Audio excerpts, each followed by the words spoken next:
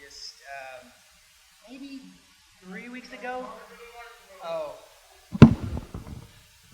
Hello? Okay. So Tech Wildcatters has a new kind of system how they're doing things with, it's like a tier system. So Gauntlet, yeah. But we just leveled up to level 5 about a month ago. Thanks. So, just us so far, but I'm sure it'll change. We're the first class, so it's like our odds were pretty good, like compared. No, well. Oh, you did? Oh, okay. Second. Okay. Anyway. So, well, my name's Justin, and I'm with Selery Fulfillment, and we're a logistics company that helps basically small to mid-sized businesses by storing their products in our warehouse, packaging and shipping their orders in a personalized way that promotes their brand, and setting up or building out all of their inventory software that makes it extremely convenient for them. So I guess before we can backtrack a little bit of how we got started, and I wish we had some really great story of how I knew this macroeconomic trend was going to happen, and I was super brilliant, but we really just started by accident. We were selling excess inventory for businesses and selling our own electronics products on eBay, Amazon, Etsy, our own site. We just basically put software where it would sell across multiple sites all at once. And we had a customer approach us and said, hey, I don't really care about you guys selling stuff for us, but I would rather, can you just store it for me and I'll sell it because you're not that great at it, and then just ship it out for me once it sells. And we were like, okay. And then we went to my co-founder. I'm like, well, what do you think we should charge? He's like, $400 a week. Came back and I was like, hey, I'll give you $400 a week. He's like, okay. So then we had our first customer.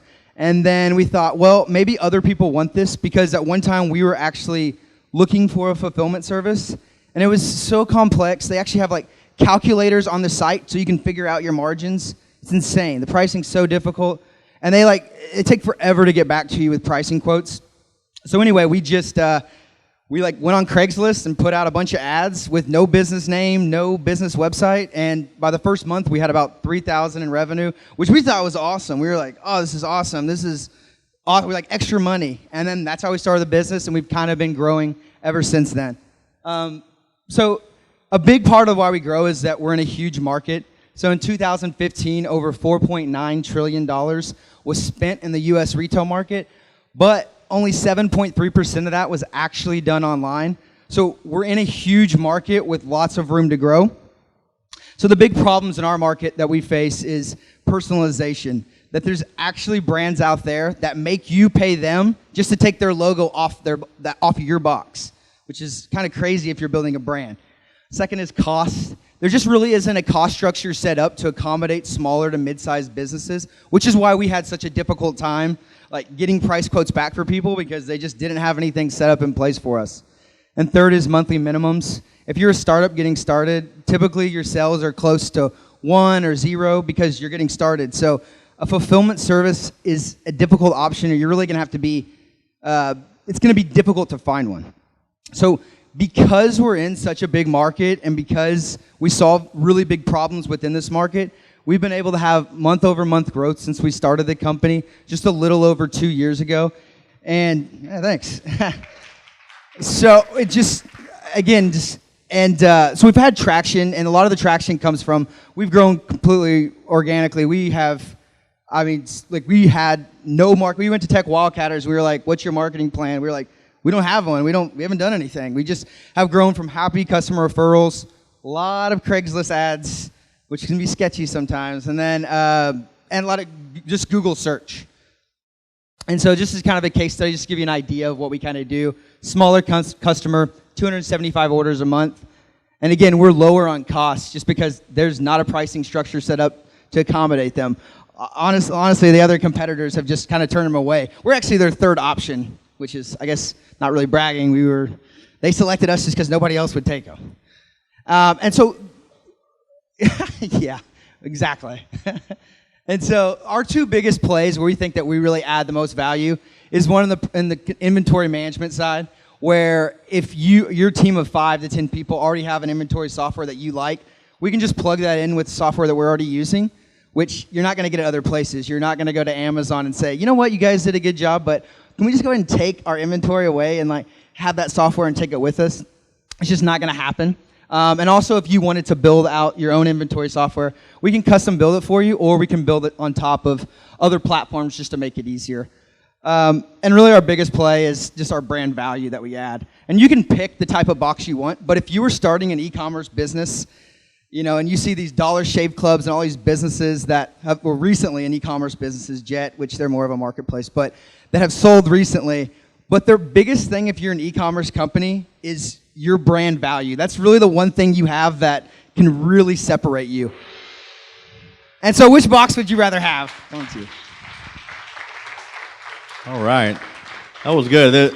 There's something about his presentation style that is like genuine and believe. Like whatever you said, I was going to believe it. Well, there's thank you. Something truthful about you. Thanks. Hey, Bill again. This happens to be my space, so awesome. So how are you going to how do you dovetail or link up with other last minute providers? Obviously, Amazon Prime works great, but how would you work into like an on demand business so an individual could get it today? Because I would think that would be value. When I was at Pickup, we talked to you guys about linking it together. How are you going to go out and market to those small businesses and say, like, hey, we can do your warehousing and then your same-day delivery at a lower cost? Sure. Same-day delivery for us hasn't been as big an issue up until these last few months when we've really grown. At first, the big thing was a lot of companies work with their own brand, so they're not necessarily competing with other brands, but the on-demand delivery is not as important to them, but we see that being a big thing in the future. And it would be just I know like Uber and I know you guys, like just with plugging their API into what we use is really the best way to do it for us. Just we can map that out and just probably partnering with a local pickup service, because that's just not really what we do well, is getting it. We can get it out and ready and store it, but doing the delivery part of it is like we can't do that. So it's probably partnering up with another service to do that, just through an API or just something else that's very similar. I don't know if that kind of answered your question, but okay.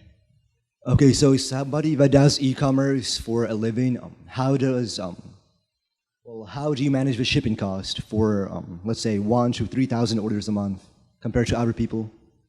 How many orders per month? 1,000 to 3,000. I couldn't hear the last part one more time. 1,000 1 to to 3,000. 3,000. So basically, like most fulfillment services, what they'll do is they'll charge you, they'll charge you retail rates while they get commercial.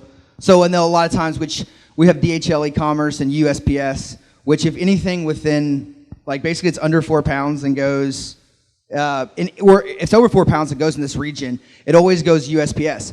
But a lot of these services don't use it because they don't get a discount with USPS. Their discounts are with UPS. So we just pass that down to you. Like right now, we don't really have a plan to really profit off it, but because we want you to stay in business, because if you don't, like, we're out of business. So that's what really getting the pricing down and just going through and it's a difficult question because it depends on how much your item weighs, where you're shipping it, and how fast it has to get there. So we'll take those three things and we just have software that'll tell you each time what's the lowest cost option that meets how fast the item has to get there. So really that part's pretty simple. When customer signs up, we walk them through that process and just pick the fastest one at that point. Over here. Up here. Oh, thanks. Thanks. So what is your long-term plan, and how are you going to stay true to yourself? I could see this being a play where a bigger company comes and acquires you and screws the smaller companies, sure, mid-sized companies. Well, we got about a couple months ago, we had a company that tried to buy us kind of that similar mindset. They're like, we just want your customers. And but the real value is in these mid to small size as you get out of this, and you look at companies like Dollar Shave Club, look at companies like that are just getting bigger and bigger by building their brand. So I think these mid to small is something that's not going to change. I think that's more of the future. So, I mean, our plan is to continue to do that. When we have another warehouse we're moving in like 2 weeks, which is a lot bigger, so we can accommodate bigger sellers. But I mean, just really what we do well, our sweet spot is the mid to small customers. As they get bigger, I mean, we're working on things to get in place that we can accommodate them, but that's just not really, that's just like our sweet spot right now we're going after. Yeah, so have you looked at reverse logistics, and how much of your portfolio is tied to that? Like what specifically with reverse logistics? What specific, do you know?